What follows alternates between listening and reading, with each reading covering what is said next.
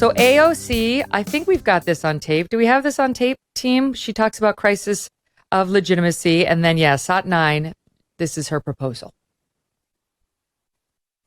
One of the things that we know, too, is that there are also actions at President Biden's disposal that he can mobilize. Aren't there? I'll start with the babiest of the babiest of the baby steps. Open abortion clinics on federal lands in red states right now. Right now. Okay. Yeah, she's a congressional Kardashian. That's what AOC is, right? I've heard you guys talk about it. I've heard my friends over in commentary talk about it. She's using this as a platform to advance her own personal brand, like an influencer. And so nobody should be listening to AOC, but they do. They stood, they cheered, and more people think this is a good idea, Jim, that we should just start building abortion clinics in our forests and our Native American tribal land and so on. What say you? I was going to say, Megyn, I try to avoid excessive name calling. I don't think you can easily dismiss people as being stupid. Oftentimes they have knowledge you just don't know about or just don't see. But my colleague Kevin Williamson is fond of saying every answer looks simple when you don't know the first thing about the subject. And if you think that, we'll just open up abortion clinics on federal land in red states, and you characterize that, as she said, as the babiest of the babiest of the baby steps. By the way, I'm just going to pause for the irony that in a discussion about terminating pregnancies, her preferred metaphor is baby steps. Yeah.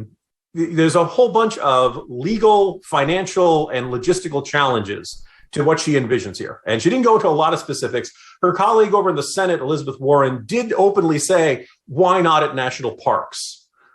So next time you're taking the camper into Yosemite or Grand Tetons or one of these other great national parks in the West, wouldn't you love to see an abortion clinic right there by the entrance? I think there are even going to be a bunch of pro-choice folks who are like, no, that's not where I want them. That's not a good idea. But let's begin with first and foremost, could you legally do this? The Hyde Amendment is still in effect in the most current spending bills that have been passed by Congress.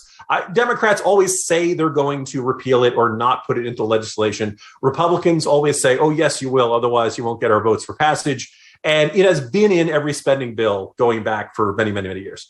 Could Democrats someday pass a spending bill that did not include it? I suppose theoretically that could happen.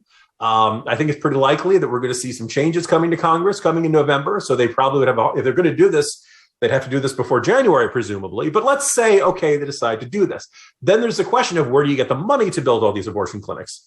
Now, obviously, Congress could then do this. I'm sure you'd see a filibuster. Of course, you would see a massive effort against this from Republicans in Congress and even those few remaining pro-life Democrats. There aren't a lot of them. There's just a handful, but they would probably have some problems with this. But let's see, because the idea, this wouldn't just be permitting abortion. This would be using taxpayer dollars to build abortion clinics in these states that have already chosen to ban or effectively ban abortion. But let's say they can get the votes for both of those. Let's assume that they manage to overcome this. Let's say they suspend the filibuster. Because indeed, there are Democrats who are saying this is when we need to suspend the filibuster and only require 50 votes to pass legislation. Now, you may have noticed the Senate is 50-50. Joe Manchin is resolutely opposed to this. Let's say they manage to change his mind. They get a mind control array, whatever they do to overcome that particular division. It is, a decent chance Republicans will take control of the Senate after November. So Senate Democrats will have eliminated the filibuster right before they lose control of the Senate. Now, most people could see the potential long-term drawbacks. Oh, by the way, everything you can pass through legislation could presumably be then undone by a Republican Congress. Yes, Biden would veto it. We'd have to see how the votes shook out and stuff like that. But that would be another challenge. But let's say, okay, you got the funding, you've got all that stuff. Many people have probably noticed that national parks or stretches of land that are controlled by the U.S. federal government's Bureau of Land Management, they're kind of out in the middle of nowhere. They are big, open, empty stretches. By the way, I heard one of the proposals of military bases, and if you think the Pentagon is in a bad mood now, imagine the day you tell them, hey, all those secure facilities you have out there, now you got to open up the gates so we can put abortion clinics right by there. I guess getting into Area 51 was pretty challenging beforehand. This would be probably even tougher, but hey, let's decide to go with this. The irony is that if you do this in these jar chunks of federal lands that are out in the middle of nowhere, it's really not a convenient location for all the people who are going to be wanting to go and have abortions. They're generally a long drive out in the middle of nowhere. So none of this really makes that much, like, again, Mutt says, you cannot characterize this as the babyest of the babyest of the baby steps. If I think of myself as a pretty darn pro-life guy, but if I were doing this, I'd be like, okay, abortion pills will be much tougher to regulate and much tougher to restrict in states like this. Yes. There's been talk about opening abortion clinics on the state, right by the state lines within pro-choice states.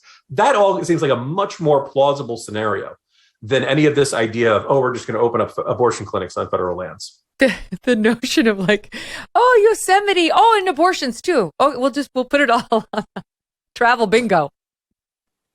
Yeah, I just kind of, you could just kind of picture somebody. This is one of those proposals that is not going to get out of that first meeting. You're just going to, the first time they unveil the blueprints and, you have that lovely vista and the welcome to Yosemite sign and abortion, second turn on the left. You tired of feeling like someone's always watching you on the internet? Maybe the advertisers know a little bit too much about you, or you're concerned about the privacy of your identity?